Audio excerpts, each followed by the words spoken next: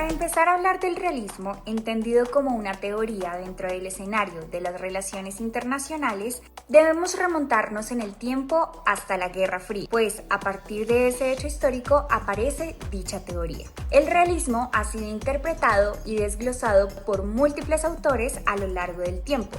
Fue Celestino del Arenal quien ha resumido sus principales características como corriente teórica.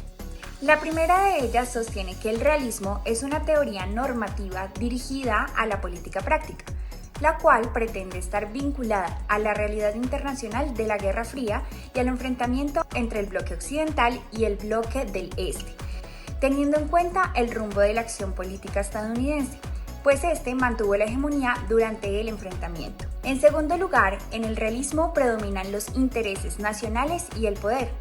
Esto quiere decir que mientras mayor poder detentan las naciones, sus intereses nacionales serán cada vez más ambiciosos. Además de esto, los intereses nacionales tienen una estricta relación con el rol de carácter internacional. Se debe resaltar que los intereses nacionales son legítimos y no necesariamente justos. Debemos tener en cuenta que el realismo rechaza la existencia de una armonía total, pues según esta teoría el mundo es anárquico. El conflicto es natural, el mundo tiene conflicto y sobre todo es desordenado. Y el hombre tiende a buscar el poder por cualquier medio, así sea por el uso de la violencia. Y de hecho, los organismos internacionales juegan un rol muy relevante dentro de esta visión, ya que serán considerados aliados de las naciones. Por otro lado, al estudiar la tradición internacionalista liberal, esta se co-desarrolla con la teoría política liberal. Varios estudiosos empezaron a ahondar en este enfoque a partir del siglo XVII, partiendo desde la filosofía y la economía política.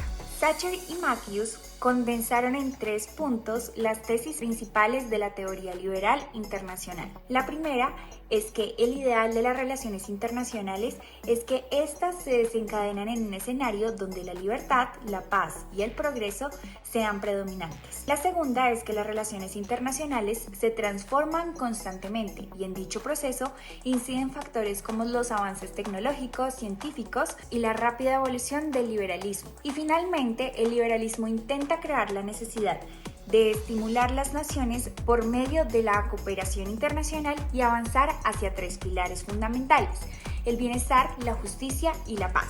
Así como el realismo y el liberalismo han presentado diversas diferencias a lo largo de la historia, los enfoques neoliberales y neorrealistas también lo harán, así compartan la misma agenda común. Sin embargo, esto fue un fracaso. Una ejemplificación clara de esta etapa fue el desmorono de la Liga de las Naciones. Por otro lado, durante esta transición entre el pensamiento idealista a realista no hubo un verdadero debate o discusión entre los dos.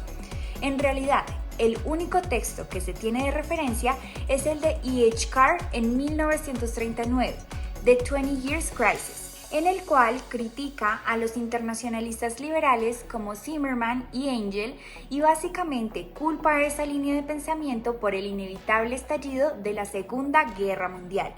No hubo respuesta de los autores criticados. Sin embargo, por esa falta de debate y diálogo es que Carr cayó en equivocaciones como asumir que todos los idealistas o internacionalistas liberales eran unos extremos utópicos, cuando cada uno lo era en diferentes grados. Esto también lo llevó a presentar falacias dentro de su texto, argumentando contra conceptos que ya eran muy anticuados y no formaban parte del pensamiento liberal moderno.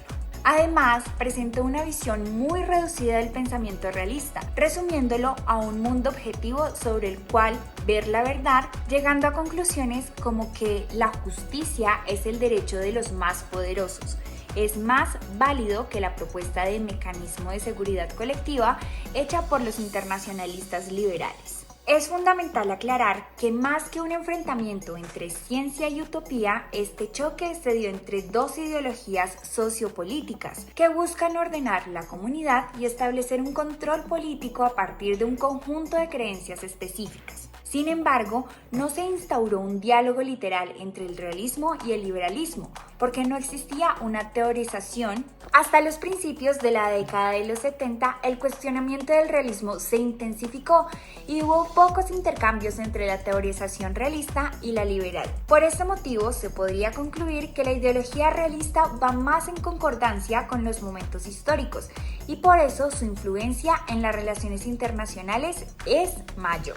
A partir de lo anterior, surge la gran pregunta de ¿en qué momento se da el dominio del realismo y si realmente se puede hablar de una victoria de esta ideología? Para esto, Mario Puig afirma que no se debe hablar de una victoria o un dominio de los realistas en el debate contra los idealistas, porque sencillamente este diálogo no existió, porque no existía una teorización lo suficientemente sistemática y articulada para generar un auténtico debate.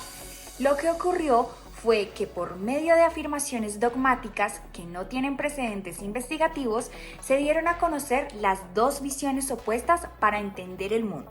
Se puede decir que el debate entre el realismo y el idealismo surge después de la Segunda Guerra Mundial y se convirtió en el centro ideológico para las conversaciones sobre las relaciones internacionales. Durante el periodo entre guerras se había visto una hegemonía de un pensamiento internacionalista liberal. Esto es entendible, pues se quería evitar a toda costa llegar a la secuela de la Gran Guerra. Sin embargo, esto fue un fracaso. No obstante, la teoría de las relaciones internacionales revela que el momento histórico en el que surgió el choque entre estas dos ideologías fue fundamental para evidenciar la utilidad de los enfoques realistas por encima de los idealistas como guía de las relaciones internacionales.